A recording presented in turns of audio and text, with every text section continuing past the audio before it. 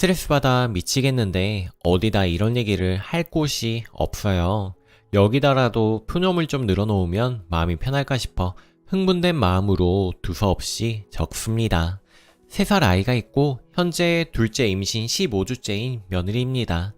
시댁 스트레스로 정말 미칠 것 같아요. 저희 시댁은 우리 집에서 차로 3에서 5분 거리에 있습니다.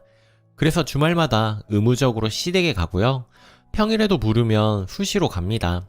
어쩌다 주말에 한번 빼먹으면 아버님이 어린이집에서 우리 아들을 데리고 가시더라고요. 시어머니는 안 계시고 시댁의 시아버님, 시할머님, 고모님 두 분이 같이 사세요. 친정은 차로 30분 거리에 있고 사실 이곳엔 저희 할머니만 계시고요. 제가 할머니 손에 컸습니다. 그래서 제겐 할머니 집이 친정이고요. 부모님은 차로 2시간 30분 거리에 좀 멀리 계셔서 저희 부모님은 자주 못 봅니다. 그나마 가까운 우리 할머니 집도 명절, 할아버지 제사 제외하고 1년에 5번 가나? 주말마다 시댁을 가니까 쉽지는 않더라고요. 아기 잠시간도 있고 그리고 시댁에 가면 시엄마 7명에 기가 빨립니다. 시엄마가 왜 7명이냐고요? 시할머니 1분, 시고모님 6분이 모두들 시엄마 같습니다.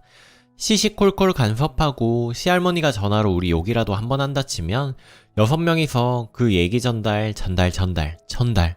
그러다 한두 분은 저희에게 전화가 와요. 너희 지난 주말에 늦게 왔다며? 너 지난번에 시할머니보다 늦게 일어났다며? 그게 무슨 경우냐? 등등 사사건건 간섭합니다.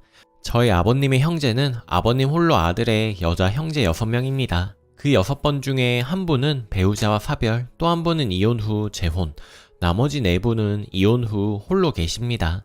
그래서 명절이 되면 사별하신 고모님은 따로 제사를 지내고 시댁으로 오시고 자기에겐 친정이죠. 재혼하신 고모님은 시댁 2층에 같이 살기에 따로 음식을 하십니다. 나머지 4분은 명절 연휴 첫날이나 그 전부터 시댁에 와 계세요. 따로 당신들의 시댁을 안 가시니까요. 결혼 후 첫 명절에는 차례를 지내고 성묘를 갔다가 이제 가겠다고 하니 전부 다 왜? 어딜? 하시더군요. 신랑이 처가에 간다고 하니까 새 할머님께서 저녁에 와서 밥 먹어라. 이 많은 음식 누가 다 먹겠냐? 하시더군요. 대충 감 오시죠? 어떤 분위기인지. 서론이 너무 길었습니다. 앞서 있었던 일들도 어마어마하지만 그것들은 접어두고 이번 추석일만 말할게요. 이번 추석에 3가지 이유로 너무 서운하고 화가 나더라고요. 첫째, 앞서 언급했듯 이 집안의 며느리는 저밖에 없습니다. 아버님 형제 중 아들은 아버님 뿐이고 저희 신랑은 외동아들입니다. 지난 토요일도 시댁에서 시간 보내다가 왔고요. 일요일에 음식을 하는 날인데 조금 늦게 갔습니다. 오전 10시 반쯤에요. 일어나기는 8시쯤에 일어났는데 아침에 갑자기 속이 안 좋아 자꾸 토를 하고 심지어 아들까지 코피가 터져 이불이며 뭐며 다 버린 상태. 수습하고 속이 편해질 때까지 변기통을 부여잡고 하다 보니 시간이 그렇더라고요. 그래서 그 시간에 갔습니다. 시댁에 도착하자마자 고모님 중 한 분이 야, 너희 왜 이렇게 늦게 왔어? 하십니다. 제가 입을 여는 순간 신랑이 사정을 설명하니까 아무 말을 안 하시더라고요. 도착하니까 나물거리는 씻어만 놓은 상태고 이제 튀김과 전 굽기 막 시작하셨더라고요. 그래서 그 자리에 바로 앉아서 튀김을 하고 전 굽고 같이 했습니다. 그러는 동안 고모 2분이서는 나물을 하시더라고요. 막내 고모는 가는 날까지 먹는 것만 하시대요. 그렇게 음식이 끝났습니다. 그러고 하신다는 말씀이 원래 네가 다 해야 되는 거다. 잘 배워둬라. 앞으로는 네가 다 해라 하시는데 너무 서운하더라고요. 며느리는 저뿐인데 저 아직 29살입니다. 명절을 책임지라니 고모님들도 다 미리 오셔서 계시면서 늘 명절 제사만 되면 이 얘기를 하십니다. 아기가 갓난쟁이라도 배가 만삭이라도 늘 들었습니다. 알아요. 예전 사람들 생각에 며느리가 해야 한다고 생각한다는 거. 그렇지만 고모님들 손도 많은데 왜 굳이 저 혼자 해야 하는 건가 싶습니다. 저는 절대 저거 다 하고 싶지도 않고 할 능력도 없습니다. 둘째, 그리고 저희는 시댁에서 잠은 안 잡니다. 우리 집이 너무 가까운 탓도 있고 애가 어린 탓도 있고 고모님들이 다 와 계시니 잘 곳이 부족합니다. 그래서 늘 잠은 집에서 잡니다. 일요일도 음식하고 저녁에 시댁에서 나왔어요. 그리고 앞서 말했다시피 친정이 30분 거리라 가깝습니다. 저희 친정 아빠 형제들은 아들만 5명이에요. 딸이 없습니다. 그래서 늘 연휴 첫날이나 주말 끼이면 그 전에 다들 내려오셨다가 당일 점심을 먹고 다들 처가로 가십니다. 제가 늦게 가면 못 볼 수도 있는 거죠. 제 여동생과 사촌들에게 연락이 와서 친정에 잠시 들렀다 오기로 했습니다. 사실 명절 당일 전날 하루 이틀 정도 밤마다 친정으로 가요. 갔다가 좀 놀다가 다시 집으로 오기도 합니다. 우리 신랑이 우리 집 저런 사정을 알고 친척끼리 사촌끼리 사이 좋은 걸 아니까 제가 처녀 때 늘 그랬듯 그렇게 놀고 싶어하고 그 시간을 그리워하는 걸 아니까 자기가 먼저 시댁에는 우리 집에 간다고 하고 늘 친정 갔다 오자고 해줘요. 갔더니 첫째 큰아빠께서 버섯 세트를 주시더니 별거는 아니지만 사돈댁에 드리고 명절 잘 보내시라고 전해드려라 하시더라고요. 받아들고 다음날 추석 당일 아침 8시에 시댁에 갔습니다. 늦은 것 같죠? 저희 시댁 차례 10시나 되어서야 지냅니다. 아무튼 시댁에 가니 다들 씻고 계시더라고요. 선물을 건넸고 누구 하나 고맙다, 잘 먹겠다고 해라 말 한마디 안 하시더라고요. 고모님들은 그렇다고 쳐요. 시할머니, 시아버지조차도 정말 서운했습니다. 별거 아니라지만 사돈댁에서 보낸 건데 말이나 해주지. 이것 또한 제가 예민한 건가요? 셋째, 추석 당일이 큰 고모님 생신이세요. 이번엔 환갑이시라네요. 그냥 시댁에서 음식도 많으니 미역국만 끓여 밥이나 함께 하자고 자기 집 차례 지내고 오후 늦게나 내려오신대요. 그렇지만 기다리기 좀 그렇더라고요. 여긴 경남입니다. 저희 친척들은 서울, 대전, 대구, 부산을 사시고요. 명절 당일에 다들 가시니 얼굴이라도 제대로 봐야 하니까 말도 못 꺼내고 있는데 신랑이 그래도 가겠다고 나섭니다. 그래도 명절인데 처가에 가야지 하더니 가자고 하더라고요. 그래서 그 길로 왔습니다. 12시쯤. 도착해서 집에서 밥을 먹고 피곤해서 한숨 잤네요. 임신 초기라 그런지 잠이 너무 쏟아져요. 자고 있는데 5시 반쯤 신랑 폰으로 전화가 와요. 신랑의 고종사촌 형이네요. 우리 온다고 했는데 왜 갔냐? 안 올 거냐? 가족도 많은데 명절인데 좀 넘어가 주면 좋을 것만 환갑이시기도 하니까 다시 시댁으로 돌아갔습니다. 도착하니 6시. 저녁 먹고 앉아서 놀다 보니 9시. 신랑이 먼저 가자고 일어서더라고요. 고모님이 어딜 가냐 물으십니다. 다시 처갓집에 가겠다고 했죠. 아직 용의도 안 왔는데 좀 있으면 올 건데 보고 가지 하십니다. 신랑이 시간이 벌써 9시잖아. 애도 씻겨야 되고 다시 처가에 가야지. 장인 장모님도 기다리시는데. 그래도 용의도 온다는데 보고 가면 되지. 듣다 화가 나더라고요. 고종 사촌동생이 중요한가 봐요. 저희 부모님이 중요한가요? 그래서 저도 딱 한마디만 했습니다. 부모님, 저희 아빠도 내일 가실 거예요. 그러니까 뾰로통하게 가라고 하시더라고요. 가방 챙겨 밖으로 나왔는데 차키를 놓고 왔다며 신랑이 다시 들어갔습니다. 그러자 큰 소리가 들리더라고요. 닌 진짜 해도 너무한다. 거기는 자주 보는 사람이지만 여기는 오랜만에 보는 사람인데 좀 보고 가고 더 놀다가 가면 되지. 뭐가 그렇게 급해서 자꾸 가려고 해. 정말 기가 막히더라고요. 친정에서 보낼 시간에 고모님 생신이라고 다시 내려가서 저녁도 먹었고 이제 다시 친정으로 가겠다는데 친정도 자주 가는 거 절대 아닙니다. 가고 싶어도 못 가요.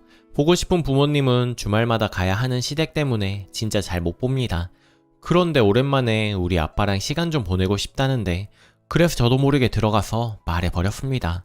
부모님, 고모님들도 친정에 와 있으시잖아요. 친정에서 좋은 시간 보내시니 편하고 좋으시죠? 그런데 왜 저는 친정 가면 안 되고 우리 아기는 왜 외가에 가면 안 되나요? 사실 이렇게 다시 온 것도 저희 친정 부모님이 배려해 주셔서 온 거예요. 고종 사촌보다는 저희 부모님이 먼저 아닌가요? 너무 흥분이 되어서 다다다다 말하고 나오는데 뒤로 웅성웅성 난리를 치는 목소리가 들리고 저는 막상 할 말을 하고 나니 온몸이 부들부들 떨리더라고요. 그렇게 차에서 한바탕 울고 신랑은 미안하다며 그냥 앞으로 시댁까지 말자고 하더군요. 명절 때 부모님 걱정 끼쳐드리 싫어서 눈물 닦고 아무 일 없었던 것처럼 친정에서 지냈습니다. 한편으로는 불안하고 마음이 안 좋았지만 그 시간만큼은 친정이 최고였습니다. 저는 이제 어떻게 될까요? 7명의 시어머니가 저를 잡아먹으려고 할 수도 있을 것 같은데 앞으로의 일은 모르겠습니다. 일단 저질렀고 될 대로 되라는 마음이에요. 신랑은 계속 고모님들 전화 돌아가면서 받는 것 같더라고요. 아무 생각 없이 한숨 자고 싶네요. 후기. 그냥 누구에게라도 털어놔 마음은 좀 풀어야겠다 생각해서 쓴 글들이 많은 사람들의 관심과 댓글이 이어질지 몰랐네요. 한 분 한 분 댓글 다 읽어봤습니다. 고모님들이 모두 시댁에 사시는 건 아니고요. 2층 주택의 고모 한 분이 시댁 2층에, 한 분이 1층에 사시고 또 한 분은 차로 5분 거리에 사십니다. 나머지 세 분은 차로 2시간 거리로 떨어져 사십니다. 뭐 향후 몇 년 후 또 한 분이 내려오실 거지만요. 시고모님들이 시아버지한테 얹혀 사시는 건 절대 아니고요. 오히려 시아버님이 고모님들한테 많이 혜택을 받으시고 현재 같이 사시니까 빨래며 뭐며 원래 와이프가 해야 할 것 다 고모님이 해주시니까 좋으신 것 같더라고요. 그래서 곧 같이 사실 것 같기도 해요. 왜 모두 이혼인 집으로 시집갔냐 하시는데 사실 저희 친정 부모님도 제가 유치원 때 이혼을 하셨고요. 지금 새엄마 오신 지 10년이 넘었고 어릴 때 엄마 없이 지낸 게 너무 마음이 아팠기에 나보다 내 동생이 아파하는 모습을 고스란히 보았기에 그렇다고 해서 절대 우리 아빠가 나쁘지 않다는 걸 알기에 돌도 안 돼서 부모님의 이혼으로 엄마 얼굴조차 모르는 우리 신랑이 안쓰럽고 공감도 되었고 그래서 더 빨리 친해지고 서로 아픈 마음 더 보듬어 주다 보니 정말 신랑 하나만 보고 시집 가버렸네요.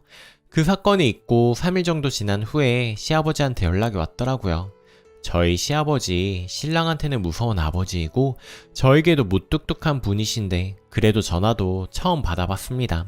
시아버지 첫마디가 많이 힘들었냐 하시더라고요. 그 한마디에 왈칵 울어버렸어요. 아버님이 하시는 말이 사실 돌아가신 시어머니도 결혼 초에 시집살이 많이 했다고 하시더라고요. 본인 여자 형제들이 정도 많고 하지만 아무래도 시댁은 어려운 법이라 며느리가 많이 힘들었을 것 같다며 그럼에도 늘 웃는 얼굴이라 잘 몰랐다고 미안하다고 하시네요. 시어머니가 있었으면 친정도 잘 챙기고 했을 텐데 자기도 시아버지는 처음이라 너무 생각이 없었다고 하시면서 앞으로는 명절에 오지 말라고 하시네요. 명절에는 친정에서 푹 쉬고 2-3달에 한 번 정도만 주말에 오라고 하시면서요. 그리고 고모들한테는 아버님이 편들어서 이야기를 잘 해놨으니 걱정 말라고 다 어른들이라 한번 대들고 이해한다며 신경 쓰지 말고 태교에 신경 쓰라고 하시네요. 저 진짜 깜짝 놀랐습니다. 이런 분인지 몰랐거든요. 늘 무뚝뚝하고 대화도 깊게 해본 적이 없는 시아버지인데 좀 감동하긴 했습니다. 남편하고도 많은 이야기를 하면서 내린 결론인 것 같더라고요. 아무튼 일은 저질러 놓고 간은 작아서 사실 잠도 잘 못 잤는데 이제 다리 좀 쭉 뻗고 잘 수 있을 것 같습니다. 그리고 이제 시댁 자주 안 가는 것도 너무 좋고요. 남편하고는 이사 계획까지 이야기를 했습니다. 아무래도 너무 가까우니 길 가다가 만날 수도 있고 영 불편해서 안 되겠다고요. 그래도 이혼을 해야 하나 연을 끊어야 하나 극단적인 생각도 했는데 이렇게 잘 마무리된 것 같아 다행이라는 생각이 들어요. 아버님도 한번 저에게 이렇게 져주시고 신경 써주시니 저도 좀 마음이 수그러드네요. 아무튼 많은 조언들 정말 감사합니다. 댓글 정말 너무 신기한 게 아무리 친정 가까이 살아도 친정 부모님들은 전화도 안 하고 오란 말도 안 하는데 그놈의 시댁들은 왜 이렇게 맨날 오라가라 난리 법석들이래요. 참나 며느리 없을 땐 어떻게 살았대 이해를 못하겠네요. 안녕하세요. 홀 시어머니를 모시고 살고 있는데요. 까다로운 시어머니 때문에 스트레스가 이만저만이 아닙니다. 여러가지 부분에서 까다롭고 예민하세요. 원래 결혼하기 전부터 깔끔하신 건 알고 있었습니다. 하지만 이렇게까지 심하신 줄은 몰랐는데 같이 살아보니까 이건 그 스트레스가 장난이 아니네요. 우선 설거지부터 정말 장난 아니게 번거롭고 거추장스럽게 하십니다. 우선 그릇 닦는 수세미가 따로 있고요. 헹구는 수세미가 따로 있습니다. 그냥 헹구면 세제가 그릇에 남아서 병이 생긴다고 하시더군요. 세제도 절대 직접 수세미에 묻히지 않게 하십니다. 설거지통에 물과 함께 풀어서 거품을 낸 뒤 거기다가 그릇을 담궈서 하시고 그걸 강유를 하십니다. 또 주변에 물기가 튀어 있는 거 절대로 못 참으시고요. 스펀지 수세미가 나란히 대게 해놨다가 설거지 끝난 뒤엔 꼭 주변에 물기 하나 없이 만들어야 합니다. 이건 욕실에서 샤워하고 나온 후에도 마찬가지의 일이에요. 별도의 욕실용 스펀지 수세미로 거울이며 변기며 물 튄 곳은 죄다 닦아야 합니다. 이렇게 하면 설거지 하는 데만 거짓말 조금 못해서 1시간이 걸립니다. 샤워하는 시간도 거짓말 조금 보태서 역시 1시간 걸리고요. 저는 시간을 중요하게 생각하는 사람이라 빨리빨리 하고 끝내고 싶은데 너무 합리적이지 못한 방법 같거든요. 원래 다들 이렇게 하시는 건가요? 그리고 빨래. 이건 정말 심각합니다. 빨래를 온종일 하십니다. 그것도 하루도 빠짐없이 매일 온종일 세탁기 돌아가는 소리, 벨 울려대는 소리에 미칠 지경입니다. 일단 빨래를 분리하고요. 하얀 옷과 검은 옷, 여기까지는 저도 이해합니다. 그리고 속옷과 양말, 바지는 각각 따로 빱니다. 속옷은 다른 것과 섞이는 게 불결하시다고 하시고 바지와 양말 역시 다른 옷들과 같이 빨기에 불결하다고 하십니다. 속옷이나 양말은 그렇다고 치고 대부분 옷은 그냥 다 같이 빨지 않나요? 옷들도 위도 따로 아래 옷 따로 빨고 청바지 따로 빨고 정장바지 따로 빨고 참 섬유유연제는 별도로 행공 코스 눌러서 또 한 번 돌립니다. 사실 더 세부적으로도 하시는데 시간 관계상 여기까지 말할게요. 남들도 다 이렇게 하나요? 거기다 좀 비싼 옷감이나 비단 같지도 않은 실크 같은 것들, 손수건 운동복 그 외에도 기타 등등 이런 것들도 따로 빨래하시다 보면 하루에 빨래를 대여섯 번 이상을 하십니다. 거기다 섬유유연제, 행군까지 플러스로 하면 10번이 넘는군요. 어떤 건 달랑 3개가 세탁되는 걸 봤어요. 다 끝났나 싶더니 달랑 3개를 꺼내서 넣으시더군요. 이건 좀 심한 에너지 낭비 아닌가요? 오히려 빨래에 치여 빨래들이 여기저기 쌓여 있습니다. 분리하기도 바쁘니까요. 심지어는 헷갈리시기까지 합니다. 본인이 어디까지 작업하셨는지 빨래를 널면 마르기까지 기다렸다가 바로 걷으십니다. 마치 빨래 마르기만을 간절히 기도하고 계셨던 것처럼 절대로 하루 그냥 놔두시는 게 없어요. 마른 빨래에 먼지가 앉는다시며 먼지 앉기 전에 걷어야 한다고 하십니다. 그리고 걷은 빨래는 밖에 가지고 나가서 한 번 더 텁니다. 탁탁. 특히 어머님 옷, 우리 옷은 건들지도 않습니다. 이렇게 하다 보면 온종일 빨래와 씨름을 합니다. 내일 날씨가 좋으면 이불 빨래를 하라시는데 사실 겁이 납니다. 정말이지 제가 회사 다니기를 잘한 일이지 싶습니다. 처음엔 어이도 없고 벙벙해서 어머님 하시는 걸 쳐다보기만 했습니다. 그러다가 어쩔 수 없이 같이 하고 그랬는데 이제는 할 말을 합니다. 너무 힘들다고 다음에 한다고 하거나 안 하겠다고 주말에는 좀 쉬고 싶은데 골병이 날 정도로 살림만 하려고 드시니 말입니다. 그리고 베란다와 신발 벗어놓는데 매일매일 닦으시나요? 저희 어머님은 매일매일 물걸레로 닦으십니다. 설사 거기다 머리카락 한 올이라도 떨어지기라도 하는 날엔 호통을 치시기도 하고요. 아니 신발 벗어놓는 곳에 흙을 떨어뜨리지도 못하게 하시면 그게 신발을 벗어놓는 곳입니까? 도대체 우리 집에서는 신발 벗어놓는 곳의 용도가 뭘까 싶습니다. 어떻게 너는 여기 신발 벗어놓는 곳에 한 번이라도 닦는 걸 못 봤다. 목소리도 얼마나 크신지 어떤 날엔 꼭 오페라 듣는 것 같습니다. 그것도 아주 크게 볼륨을 높인 오디오에서. 그런 분이신데 여기저기 한 군데 소홀하실 리가 만무합니다. 정말 아주 세세한 부분까지도 간섭을 하시고 터치하시고 혼내시고 정말이지 사람 미치게 하시더군요. 매일매일 돌돌이를 돌리시면서 제가 머리카락 떨어뜨리면 잔소리를 해대시는 통에 집에서는 절대로 머리 안 풀어요. 저 말을 듣기가 싫어서. 그리고 시어머님은 버스 손잡이, 지하철 손잡이 잡으면 큰일 나는 사람입니다. 현관문 조금이라도 열어놓고 있으면 밖에서 먼지 들어온다고 난리를 치고요.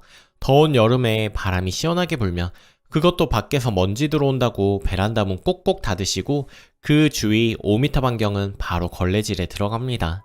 이 외에도 수도 없이 많지만 일일이 열거하기 어려운 부분이 있네요. 지난번에는 냉장고 손잡이 씌우개를 또 사건의 화두로 만드시더군요. 제가 과일 좀 먹으려고 냉장고 문을 열려고 하는데 벌컥 소리부터 지르시더라고요. 손 좀 씻고 만져라, 불결하게 시리 하시길래 저도 지지 않고 말했습니다. 어머님, 냉장고 손잡이 커버 사용하다 보면 때가 탈 수도 있고요. 또 그렇게 때가 타니까 손잡이 커버 사용하는 거잖아요. 그랬더니 저보고 손 안 씻고 냉장고 손잡이 자꾸 만진다며 저 때문에 거기가 다 더러워진다고 하시네요. 더 듣기 싫어서 싱크대 대충 손을 씻고 다시 열었는데 그랬더니 싱크대에서 손 씻지 말라고 불결하다고 화장실에서 비누로 빡빡 씻으라고 하시더군요. 참 제가 나갔다가 온 것도 아니고 온종일 집에만 있었습니다. 안 그래도 뭐라 뭐라 하셔서 평소에도 집에 오면 손과 발부터 닦는 편이고요. 집에 있으면서 뭐 더러운 거 만진 것도 아니고 화장실도 다녀오고 하니까 손도 씻고 만진 거라고는 키보드, 마우스 물컵, TV 리모컨 이런 것들 뿐인데 손에 지저분하게 묻으면 얼마나 묻는다고 그걸 소리를 냅다 지르십니다. 이젠 무서워서 냉장고 문도 못 열겠습니다. 신경질이 나시는지 당장 시우개를 우악스럽게 벗기시더니 툭 던지십니다. 화장실 앞에 저보고 빨라는 거죠. 제가 이번에는 어머님 저 손 그렇게 안 더러워요 하고 웃으면서 말하면 그냥 씻고 만지라면 네 할 것이지 뭔 말이 많아 이러십니다. 집에서 편하게 좀 쉬고 싶은 날에도 그럴 수가 없고 온종일 갑갑한 기분입니다. 지난주에는 어디 나가고 싶어도 편도선이 부어있는 상태라 무리하면 회사 일에 지장을 줄 수 있을 것 같아서 일부러 집에서 쉬고 있는 상태였는데 제가 쉬는 꼴을 못 보시고 계속 일만 시키려고 하시길래 남편한테 알아서 하라고 하고 뛰쳐나간 적도 있네요. 그랬더니 남편도 놀라서 엄마한테 뭐라고 하니 어머님이 사색이 되더군요. 어머님 성격이 파악된 뒤부터는 머리카락도 2배는 더 빠지고 생리도 불순입니다. 결혼한 지 얼마나 되었다고 두통도 심해지고 살도 빠지더라고요. 이렇게 살다간 어머님보다 제가 먼저 죽겠지 싶어서 남편한테 분가하자고 했습니다. 처음엔 울기도 정말 많이 울었습니다. 아니 지금도 많이 웁니다. 저는 이런 어머님이 너무 이상하고 받아들이기 힘들고 같이 견뎌내기가 힘들다고 말하고 있는데 조금만 참아달라고 말하는 남편의 우라가 치밀더군요. 어머님은 마치 자신은 아무 이상할 거 없다는 듯이 행동하고 오히려 저에게 이건 이렇게 해야지 저렇게 해야지 점점 더 가르치려고 하시는 모습에 피로함이 몰려왔어요. 저도 결혼하기 전에 둘째가라면 서러울 정도로 깨끗했습니다. 남편이 그런 면에서 어머님과 잘 통할 거로 생각을 했대요. 하지만 어머님에게 비하면 전 세 발에 피었습니다. 깨끗해서 나쁠 거 없죠. 청결한 생활 저도 지향합니다. 하지만 사람이 스트레스 받아 죽고 싶을 정도로 정도가 너무 심하다는 게 문제 아닌가요? 제가 설거지를 해놓으면 다시 와서 다시 헹구시고 빨래를 널어도 어머님 방식대로 다시 넣으시는 분이십니다. 햇볕이 바로 들어오는 곳엔 수건을 널어야 한다 하시며 어머님 순서대로 정해 놓으신 기준에 맞춰 빨래도 널어야 하고 무엇이든 뭘 하든 불결하다 하시고 어머님 성에 차지 않으면 다시 하실 걸 저는 왜 시키시는지 짜증나서 보너스 탄 걸로 건조기부터 사버렸습니다. 원래는 아이 생기면 사려고 했으나 어머님 파악하고 나자마자 바로 주문해 버렸네요. 건조기 온 첫날에는 온갖 화를 다 내시면서 쓸데없이 전기세 나가게 이런 걸 산다 하시더니 지금은 제일 좋아라 하십니다. 또 상처받는 말씀은 정말 우리 아파트에서 1등 먹을 정도로 툭툭 잘도 내뱉으십니다. 성격은 어찌나 조폭다우신지 잘못 건드리면 온 집안이 쑥대밭이 될 정도고요. 속도 아주 좁아서 말 한마디 잘못했다간 바로 원자폭격 들어올 정도예요. 그러다 그저께 사건이 생겼습니다. 주말에 장을 보러 가자고 하셔서 시어머니랑 같이 가게 되었어요. 남편은 늦잠 좀 자겠다고 안 일어나고 있고 둘이 후딱 다녀오자 하시길래 알겠다 하고 따라 나섰죠. 카트 만질 때부터 소독액으로 닦아라 등등 잔소리가 넘쳐났지만 이제는 귀에 딱지가 앉을 정도로 웬만한 말은 한기로 흘리고 있었습니다. 그러다가 문득 시어머니의 윗옷을 보게 되었는데 옷을 뒤집어 입으셨더라고요. 상표가 삐죽 보이고 박음질된 옷에 이음새도 너무나도 잘 보여서 바로 어머님께 말씀드렸습니다. 어머님 옷 뒤집어 입으셨네요? 하하. 그랬더니 그게 기분이 상하셨는지 저를 한번 짝 째려보시더니 그 자리에서 옷을 뒤집어서 입으시는 겁니다. 속옷만 입으시고요. 저 정말 너무 당황했거든요. 어찌나 우악스럽고 무식하신 행동입니까? 그러고는 뭐 때문에 화가 나셨는지 계속 퉁퉁 거리시는데 저 그 자리에서 얼어버렸습니다. 왠지 모르게 너무 부끄럽고 기분이 상하는 겁니다.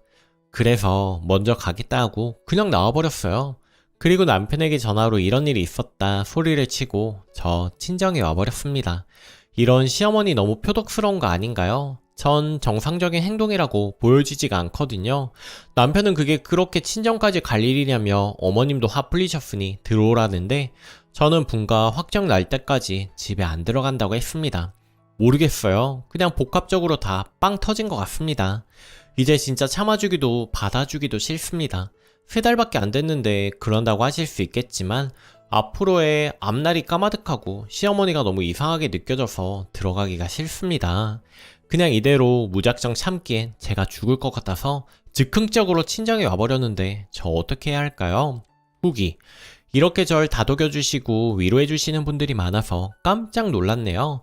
정말 감사합니다. 글의 시작은 시어머니의 깔끔한 결벽 때문에 힘들었음을 토로했지만 까탈스러워 무조건적인 강요, 윽박지름이 너무 힘들었어요. 마지막에 상식 밖의 그런 행동을 하시니 제가 그만 폭발해 버린 것 같습니다.